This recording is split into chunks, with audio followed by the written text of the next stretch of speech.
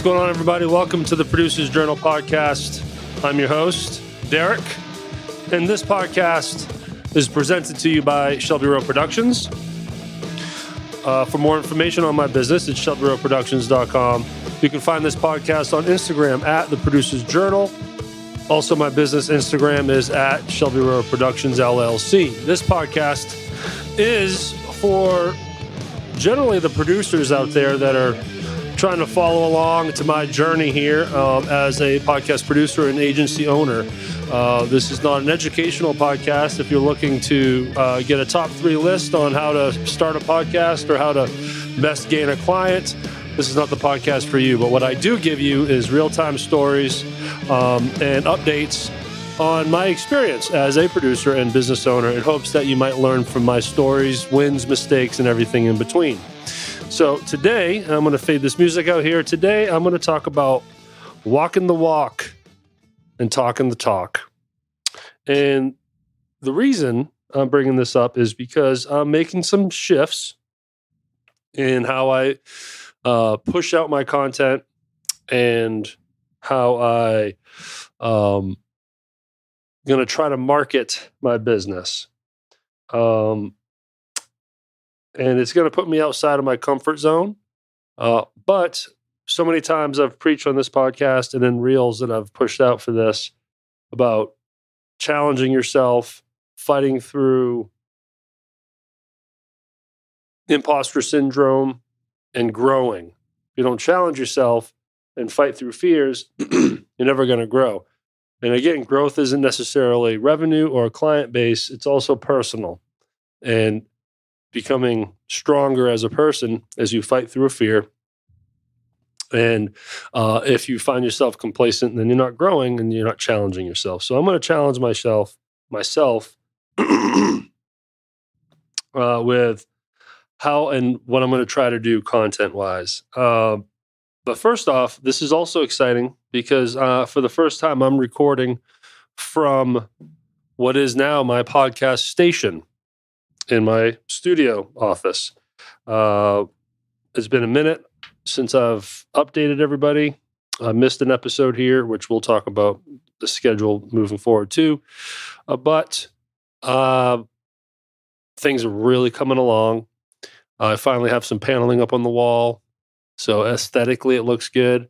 I don't really know what the panels are doing for me, but they're really nice looking too. It really looks cool. They're felt fabric panels, I would say about 1/2 inch thick. And there's 6 total, 3 like gray marble kind of look and 3 black.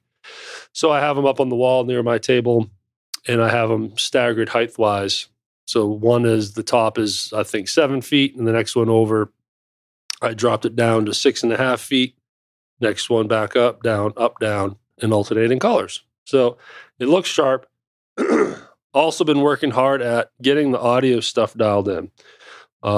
And now that I'm there, still working on video aspect of this. That's still a work in progress. But there's no reason to not start using this station so I can learn more on operating the Rodecaster and Reaper. So for the tech heads out there, now instead of recording through a Rodecaster into Audacity, I'm going through a Rodecaster straight into Reaper, pre-fader, and we'll be using my buddy Alex, my editor on my team, to help me kind of mix this podcast. Now I'm officially going to be leaning on my team for this.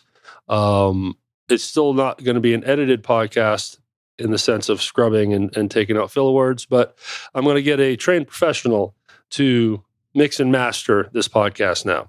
So that's exciting. So this is a chance for me to just get the hang and the feel over here. So that way, when I finally have someone across from me, whether it be for the Real Hernando podcast or for some other stuff I want to do for my channel, I know what I'm doing.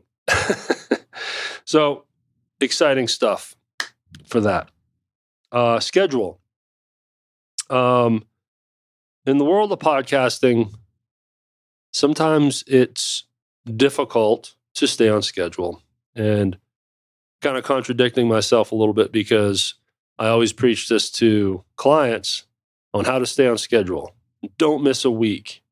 Consistent publishing. Train your audience. Make sure they can trust that your content comes out consistently and frequently. If you are pushing an episode out a week every Tuesday, then don't miss a Tuesday. And I know realistically, it's easier said than done. And I had a good run there, Monday, Thursday posting, and I missed this week for a number of different reasons. And it is what it is. I don't want to overthink this and take this too seriously. So that's just how it's going to be. 1 to 2 a week, and a little more flexibility on when this stuff goes out. Because I need to feel inspired, but also need something to talk about. And going twice a week, even though I'm busy and I got a lot of updates to give, it's a little lofty. So I guess the note and update on the schedule I push out will be probably closer to now 1 a week, and might vary on when it goes out. I'm breaking all the rules that I preach to my clients, but it is what it is. All right, so now let's go to the main thing I want to talk about, and that's walking the walk and talking the talk, and how I am making some shifts social media-wise and content-wise that is putting me outside my comfort zone. You hear me preach on this podcast all the time that this is not an educational podcast. I'm not giving you top 3 lists and ways to do X, Y, and Z. This is a journal where I turn the microphone on and I just talk about current events. You already know this. But the reality of marketing my business always circles back to educational content. There is really no other way around it. I have been coached in the past through different coaches. I've met with different social media management companies just to kind of pick their ear and see what they could do. Not hiring anyone, but just get a consultation from them, a free consultation on how to, what they can do for the SRP Instagram page.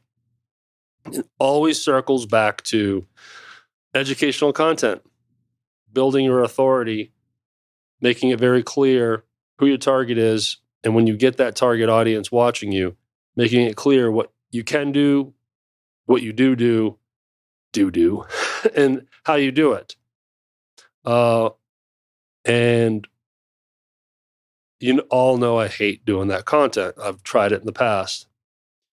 So I'm putting myself outside my comfort zone and forcing myself to start coming up with a new system and a new way to present educational content on my Shelby Rowe Productions Instagram. This podcast isn't changing, but I am going to shift again where I promote this podcast. The very beginning of this, I started an Instagram page specifically for the podcast, and on Instagram at The Producer's Journal. And in my journey of overthinking and constantly changing things, I realized, why am I putting it over there? That page has 30 followers. Why am I not putting it on my business Instagram, where I have several hundred followers? And then I took that as, well, this is my way of showing my authority in the podcast world and production world. To anyone that wants to go to my Instagram page, they'll see that, oh, he's a producer and a podcast host, and he talks about production. And then on there, I promote the Real Hernando stuff. But in reality, that is, I don't want to say garbage content, but in the world of social media marketing, it's garbage content. And I say it that way because at the end of the day, people engage with tight information, education. And if they're going to watch a reel, it needs to be one of those highly edited, trendy reels with music and all that good stuff, right? So that's just the way things engage. Throwing up an episode card with my headshot on it with a subtitle kind of explaining what the episode is about, and then a reel that's 59 seconds of me just rambling like I do in this podcast, only in short form. And if they finally make it to the podcast, then they get what you hear every week and what you're hearing right now. Not really a recipe for business growth if I'm trying to market Shelby Road Productions.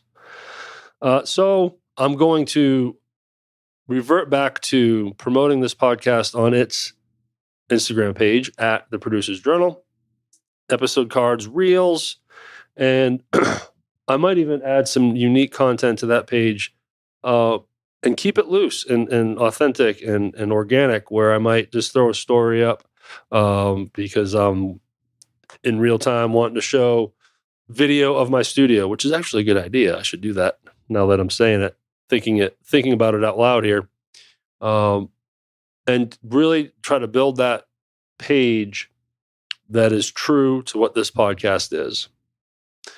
And then let's look to the Shelby Road Productions Instagram accounts, and this is where the comfort zone is challenged, is tested, and educational content.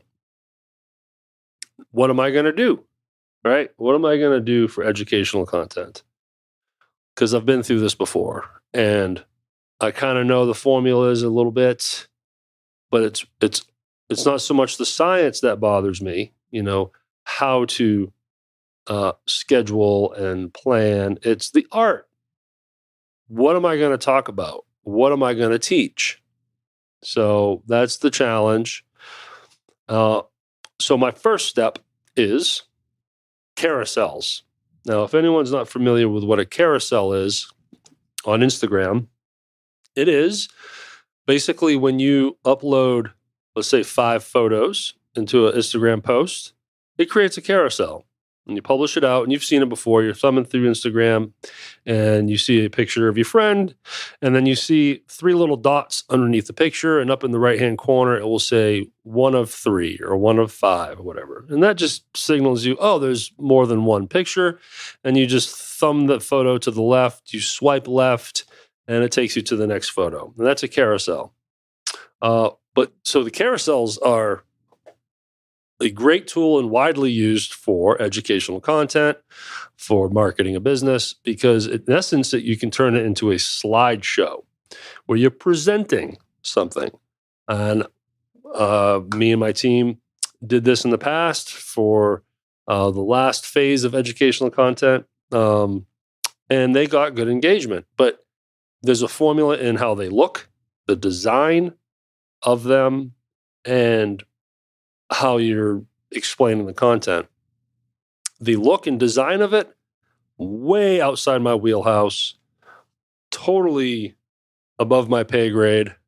And in order for this to work, it needs to look right. So I will be leaning on my graphic designer. His name is Mondo. He does not know this yet, and he doesn't listen to the podcast, so we can talk about him. But he's an amazing graphic designer, and also a great branding type mind, where I can give him the information that I want to go on this carousel, and he'll know how to manipulate it and tweak it and polish it. So it's not just visually appealing as far as brand colors and design, but comes across clearer, cleaner, more to the point.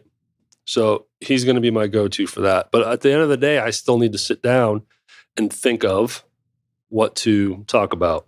So, for example, here's a simple carousel. Let's say, and you know how much I love top 3 lists. I keep bitching about those things, but let's say I do a top 3 reasons you need to start a podcast. Okay, great.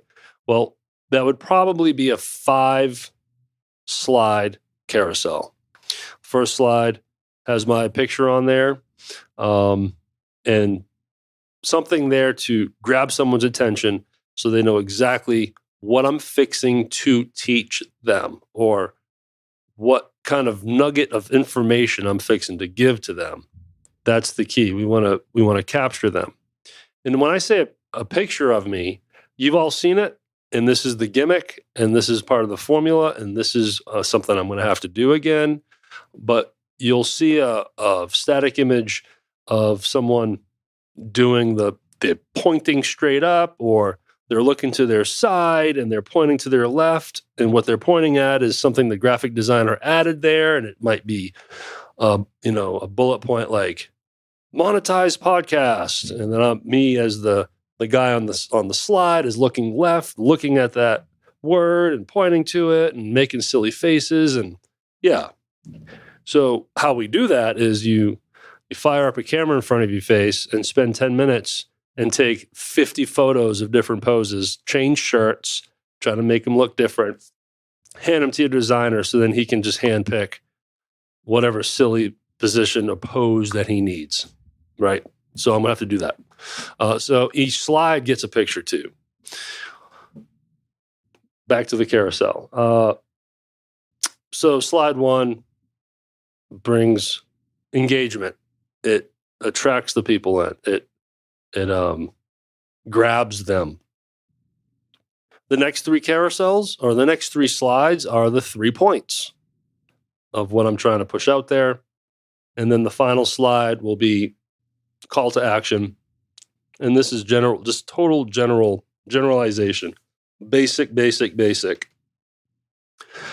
last I heard, to get an optimal performance for a carousel, it should be up to 10 slides. Go fuck yourself with that. That's what I go say. That's a bridge too far for me. 5 is, I think, a lofty number in of itself, but it's a good goal. 10 slides. That just takes forever to think of what to write. Now, some people just have it, and they can take a top 3 list and stretch it out over 10 slides. Well, maybe that's where Mondo comes in. Maybe I can format something that in my mind is going to be a 4-slide carousel, but Mondo does what he does, and it might turn into a 6 or a 7. Okay, great. Hey, that's on him. And we'll come to terms on a rate on how to make this carousel. So my goal is to do 1 a week. Mondo, again, doesn't know this. I'm actually meeting him next week for other things, and I'm going to bring this up. But what I will absolutely do is get 4 carousels done, and then start pushing them out on Instagram, my business Facebook page, and LinkedIn page. Because then I want to be ahead. With those, I can be ahead.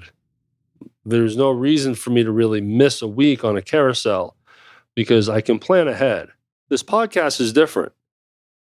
It's hard for me to record ahead of time and batch record, as they say, and sit down one day and record 4 episodes that will get you a month's worth of content. I can't do that because I keep this as current as possible. So as I record this, I would love to publish it tomorrow, which I will. I can't publish really day of anymore because I'm going to use my editor, Alex. I need to give him at least a day to turn this thing around for me, which is fine. But what I can't do is sit here and record something that's going to publish in 3 weeks. That's just not cool. It wouldn't make sense. Hence, why it's going to be harder for me to stay on schedule with this. Still no excuses, but I'm going to make them. But in terms of educational content, with some planning, you can optimize your time and effort so then you can spend a day and write out and prepare the content needed for a month. The key is Mondo. That's the key. I couldn't do this without him. I am colorblind, number one, and just don't have an eye for design. I just don't. I don't know how to match colors. It's heinous. Everything I own is black or gray, blue jeans. I'm a plain Jane. I guess the male version would be a plain Jack. I don't know.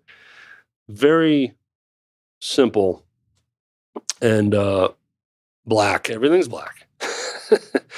And so I need these to look professional, and he's the guy for it.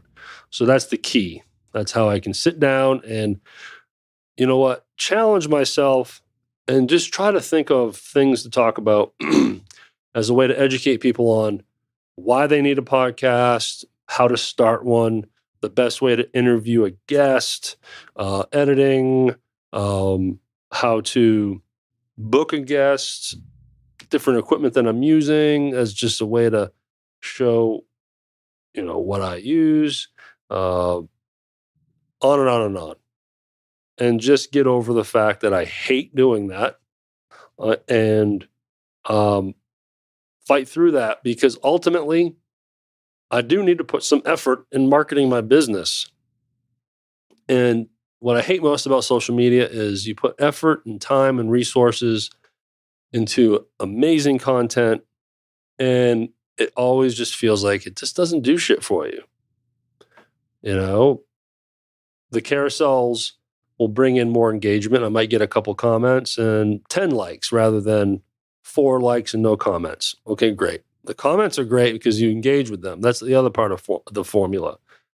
If anyone leaves a comment on one of my educational posts, I must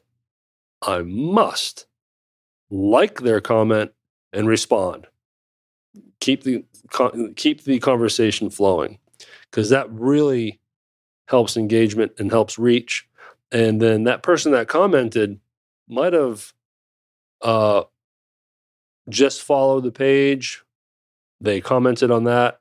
You throw them a comment back, and that might make them go back to my page and look at older stuff. But what it also does is gives me someone to check out. So if a producer or a podcaster comments on a post, what's his or her page look like? Is this someone that I want to engage with? So if so, let me follow them and let me find a post to comment on and give that love back. And that's how that works. That's ultimately how you grow an Instagram page. At the end of the day, it takes communication. It takes work.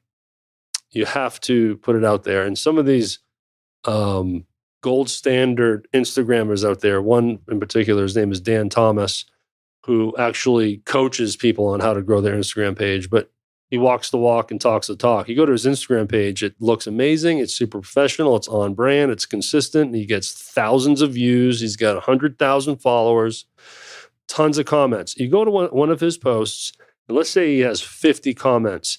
He responds to every one of them. That's key.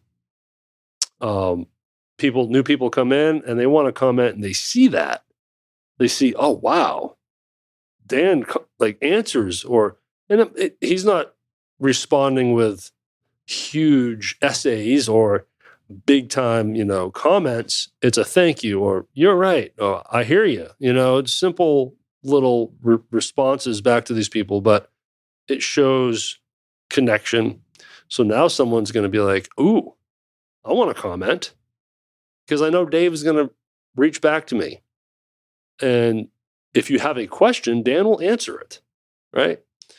So that's another part of the formula, which I need to just put on my big boy pants and just deal with it and start making my business Instagram page more about business and marketing, and start slow.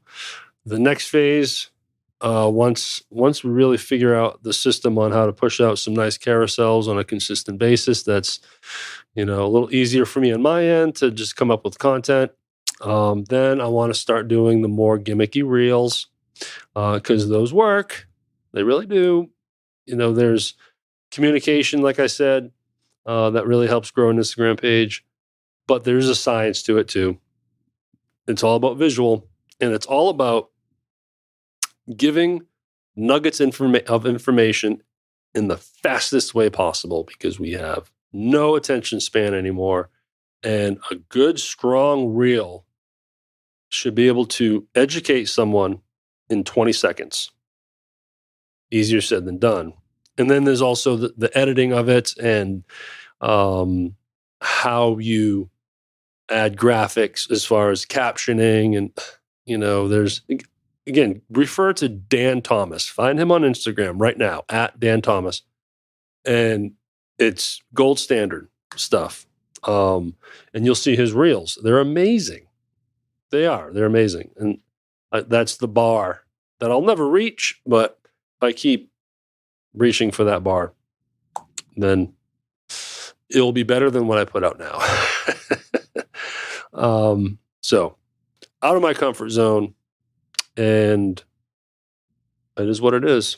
I'm going to keep fighting the fight and walking down that path. But this podcast is still going to be me talking in circles and still not having the ability to record a podcast episode that's under 20 minutes. So this is at 27 minutes. So I'll keep it under 30. The least I can do, right? So, okay. Call to action. It keeps getting longer and longer. Instagram for this podcast is at The Producer's Journal. For my business, ShelbyRoadProductions.com, Instagram at Shelby Road Productions LLC. Plus, you can find me on LinkedIn and Facebook under the same handles. Check out the YouTube channel. If you go to the bio in Instagram, the link tree, you'll find the channel in there. Also, the Producer's Journal Instagram will have a link tree in there as well. Check it all out. I forgot to mention Patreon. Click the Patreon link in the description. And I have one tier that's called Tip Jar. And once you go in there, you'll see how it works. But it's $1 a month if you want to help support me and this podcast. All right, that's it. Until next time, y'all. Have a great day. Thank you.